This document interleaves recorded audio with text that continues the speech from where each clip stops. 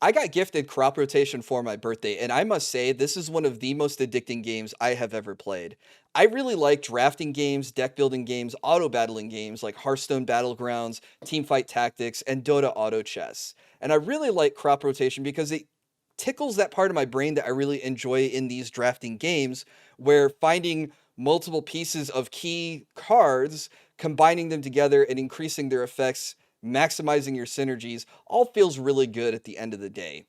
But this is also in a nice, neat single player package, so I don't need to worry about other players who might be building to counter me or might be going the same build that I am, and then we're competing for the same resources at the end of the day.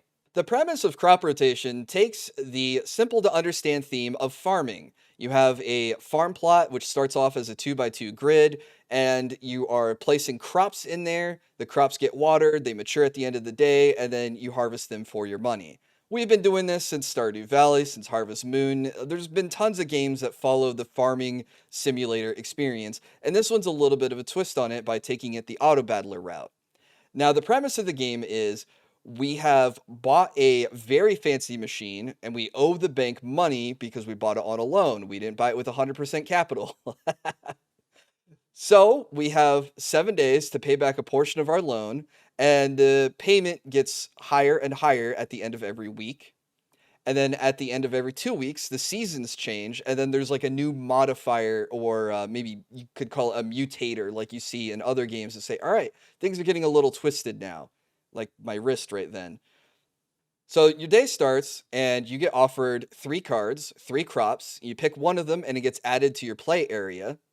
And then when you hit the go button, the machine's going to start from left to right, and it's going to randomly spit your crops onto the plot tiles in your farm. And then at the end of the day, you scoop them all up and you get paid for what's there. Now, the random part is interesting here because you're going to find crop cards that are going to say, hey, I'm worth more money if you plant me next to a sour crop. Well, you don't get to decide where the crop goes. The machine is just shotgunning this stuff out randomly one by one.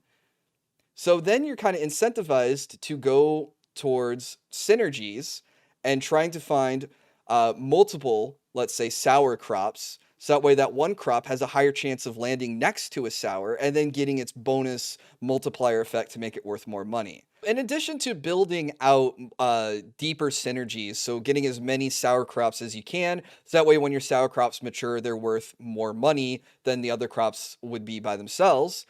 You can also get 2 of the same crop and merge them together, and then they're going to go up a quality tier. If you manage to get all 16 copies of a card and merge them all together, then they become a purple star, which I think is a great Stardew Valley reference in terms of crop quality. But that is the highest tier available. Each time you go up a tier, the initial value of the crop is going to increase, and then the bonus effect that's in the description box of the card is also going to go up as well. So you also have another incentive there to go deeper on certain key cards that you might want to get to the maximum level. I've seen some effects that will add doubles and triple multipliers, and then suddenly you'll have crops that go from worth maybe $100 at the end of the day to up to like 900, and it's like, oh, I'm definitely going to win this round for sure. You're also going to get offered contracts throughout the game, and these are like little mini quests. They're not super advanced, it's just things like, oh, harvest 7 seed crops. And then your rewards for this are going to be policies, animals, and tools. So tools are like the sprinkler that you start with that can help add water to your reservoir so that way you don't run out of water planting your crops. And other effects like that are replicators so that way you can duplicate an effect, and mulch, which helps with your water management. Animals offer a variety of effects. Most of the time, it's helping you generate more gold as well. The rat, very especially, or mouse, I think it's called, is very good early on because it adds bonuses to common crops. And when you're starting out, you're only going to be drafting common cards. Now, policies are where the game starts to get interesting because the policies offer the highest amount of gold return, but you have to fulfill sufficient conditions on the policy card.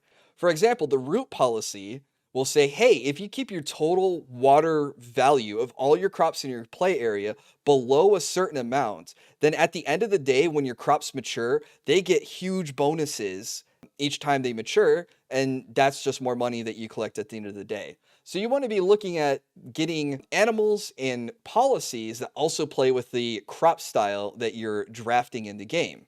Also, at the end of every 2 weeks, every 14 days, the seasons are going to change in the game. Right now, the 4 seasons have set effects. Spring gives you a little bit of water. Summer makes everything cost more water to plant. Fall will have weeds randomly prop up in your farm, and they just interrupt your adjacency bonuses. So you just kind of have to plan around that. And then in the winter, if you have a crop that lands on the farm tile and it doesn't have anyone adjacent to it, then it does not mature at the end of the day and you do not get any money for it. So winter can be pretty brutal if you don't have a efficient farm with enough water generation and enough crops to fill out every plot.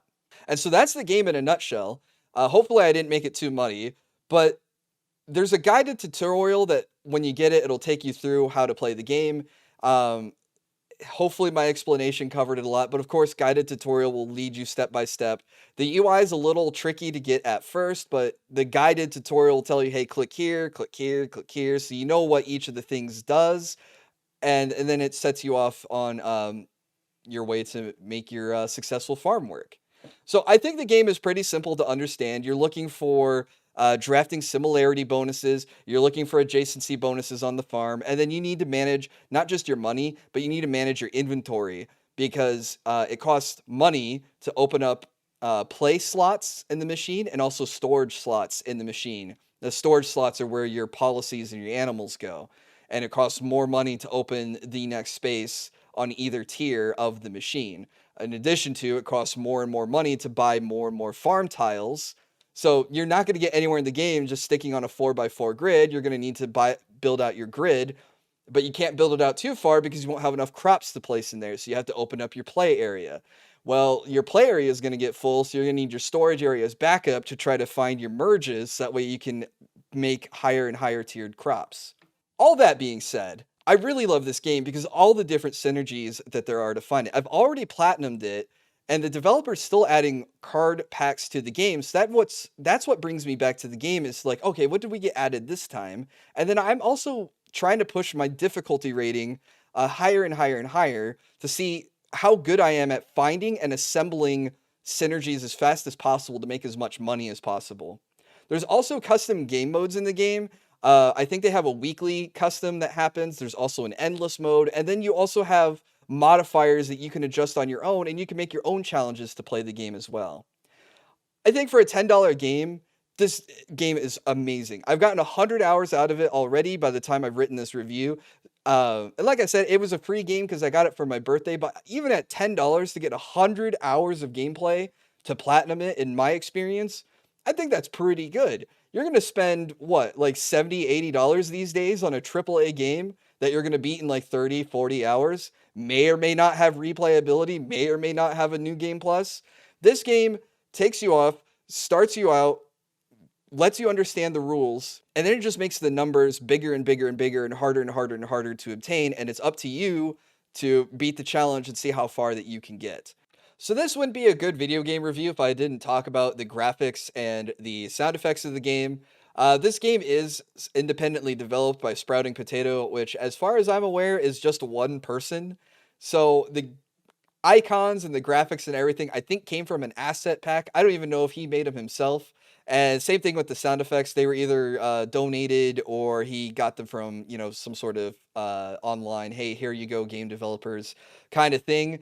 So not really anything to write home about. The pixel art is nice. I like it. It's nostalgic for me because I started playing games a long, long time ago, back in the era of MS-DOS. So I will always have a special place in my heart for pixel art. It's not the most grand pixel art I've ever seen, but it gets the job done. And just like Minecraft, I would say the graphics don't really matter. It's the depth of the gameplay that keeps bringing me back. So I'm going to be turning off the volume, watching something else on my other monitor, and trying to maximize how many fruits I can fit on a grid to make as much money as I can before I get kicked out by the bank.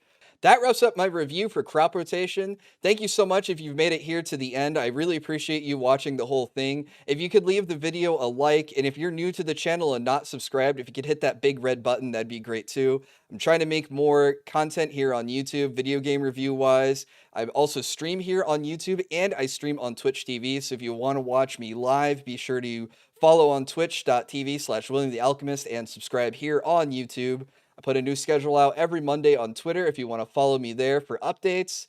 And then I hope you have a great day, and I look forward to seeing you in the next video or stream. Bye bye for now, though.